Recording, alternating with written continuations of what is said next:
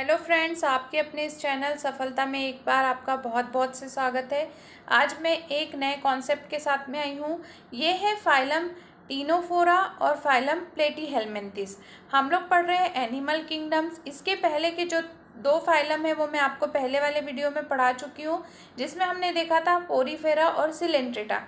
तो चलिए हम स्टार्ट करते हैं फाइलम टीनोफोरा के साथ में। तो जो टीनोफोरा फाइलम होता है, इसका एक कैरेक्टरिस्टिक, सबसे पहले तो हम इसका जनरल नाम जो नेम होता है वो देखते हैं। तो इसको वॉलनट भी कहते हैं और कॉम जेलीज भी कहते हैं। ये मराइन होते हैं। इनमें जो सिमेट्री प्रेजेंट होती है वो रेडियल सिमेट्री है। यहाँ पर देखिए रेडियल सिमेट्री प्रेजेंट होती है। ये डिप्लोप्लास्टिक होते हैं, मीन्स कि ये 2 लेयर से बने होते हैं, एक्टोडर्म और एंडोडर्म से। इसमें मेसोडर्म एब्सेंट होती है। इनका जो ऑर्गेनाइजेशन होता है, मीन्स कि ये बने किससे होते हैं, तो ये टिश्यू लेवल होता है इसमें ऑर्गेनाइजेशन। इनकी जो बॉडी होती है इसमें 8 रोज होती है। किसकी रोज होती है? सिलिएटेड कॉम की।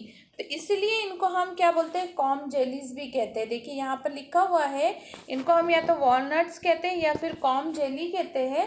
कॉम जेली कहने का रीज़न ये होता है, इनके जो एक्सटर्नल साइड होता है वहाँ पर सिलिएटेड कॉम की प्लेट्स प्रेजेंट होती है, इसलिए हम इनको कॉम जेलीज कहते हैं।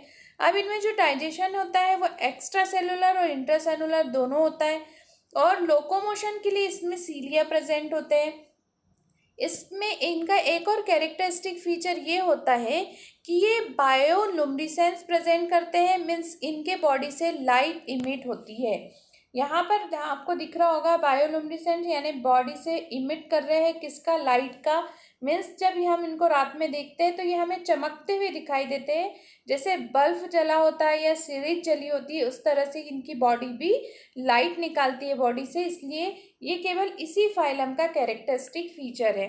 अब ये जो टीनोफोरा होते हैं, इनमें जो सेक्सेस होते हैं वो सेपरेट नहीं होते। ओके, ये सेपरेट नहीं होते हैं।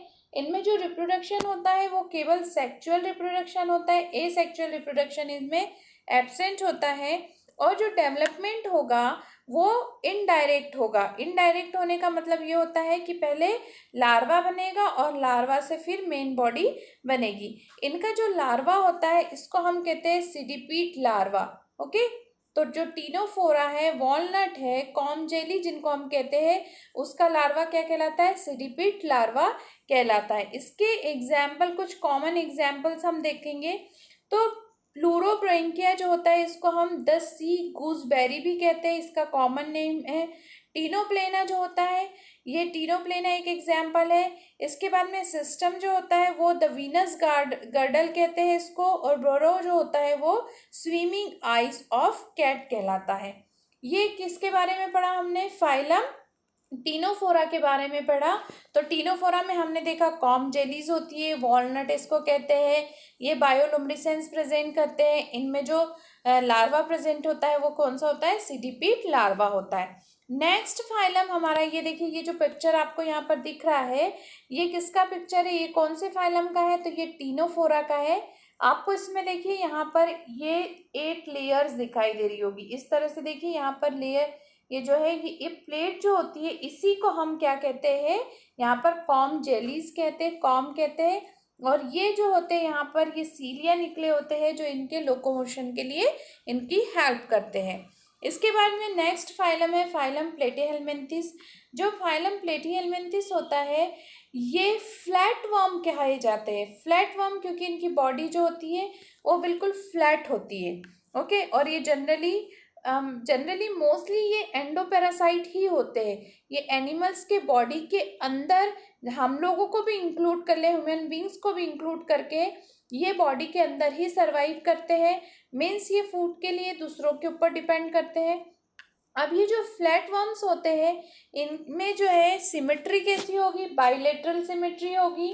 ओके, ये ट्रिप्लोप्लास्टिक होते हैं। अभी तक हमने टीनोफोरा तक देखा था कि टीनोफोरा फाइलम तक के जितने भी एनिमल्स थे वो डिप्लोप्लास्टिक थे, लेकिन प्लेटीहेलमिन्थिस का एक सबसे जो फर्स्ट कैरेक्टर था वो क्या था? ट्रिप्लोप्लास्टिक थे, है ना। तो ये ट्रिप्लोप्लास्टिक थे, मतलब इसमें एंडोडर्म, एक्सोडर्म और मेसोडर्म तीनों लेयर यहाँ पर प्रेजेंट थी, बट यहाँ पर सीलोम प्रेजेंट नहीं थी।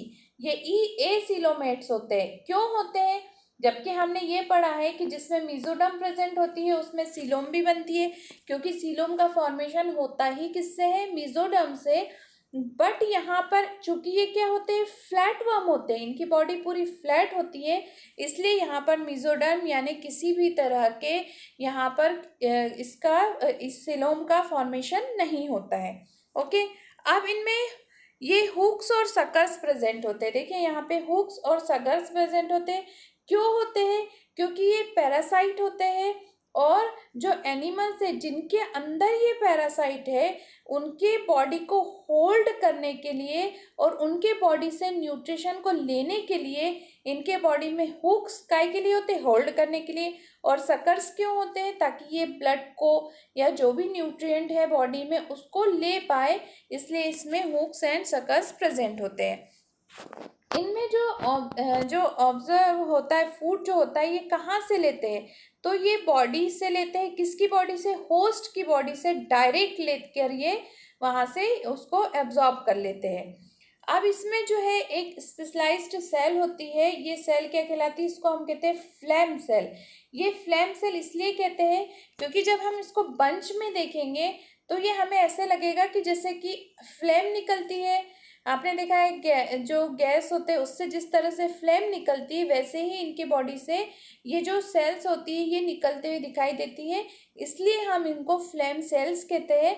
और ये फ्लेम सेल जो होती है इनका फंक्शन क्या होता है? तो ये ऑस्मो रेगुलेशन करती है और एक्सक्रीशन करती है।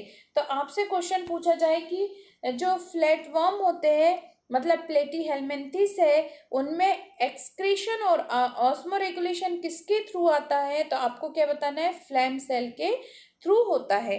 अब इसमें जो सेक्सेस होते हैं ये सेपरेट नहीं होते हैं, एक ही बॉडी में प्रेजेंट होते हैं। जो फर्टिलाइजेशन होता है वो इनडायरेक्ट होता है। डेवलपमेंट भी जो होता है इसमें बहुत सारी लार्वल स्टेजेस होती है, और लार्वल स्टेजेस के थ्रू फिर बॉडी का डेवलपमेंट होता है। इसके जो कुछ मेंबर्स होते हैं इनमें हाई रिजेनरेशन पावर होती है, मीन्स कि ये बार बार डिवाइड करके अपने ही जैसे एनिमल्स को बनाते हैं। इसका बहुत कॉमन एग्जाम्पल है टीनिया, जिसको हम टैपवर्म कहते हैं, फेसियोला हेपेटिका, जिसको हम लीवर फ्लूक कहते हैं। इसके अलावा इसके और भी एग्जाम्पल्स है, जैसे सिस्टोसोमा, इसको हम के एंडोपैरासाइट होता है किसमें? ये फ्रॉग और टर्टल जो होता है उसके यूरिनरी ब्लैडर में ये एक एंडोपैरासाइट के रूप में रहता है। यहाँ पर देखिए इनकी बॉडी आपको दिख रही है, ये बिल्कुल फ्लैट बॉडी है ना। तो बहुत ज़्यादा फ्लैट बॉडी होने के ही कारण ये ट्रिप्लोप्लास्टिक होते हैं, फिर भी इनमें मेसोडर्म प्रेजेंट होने के बाद भी सीलोम का फॉर्मेशन यहाँ पर नहीं होता। ये देखिए यहाँ पर ये आपको टैपवर्म दिख रहा है ना।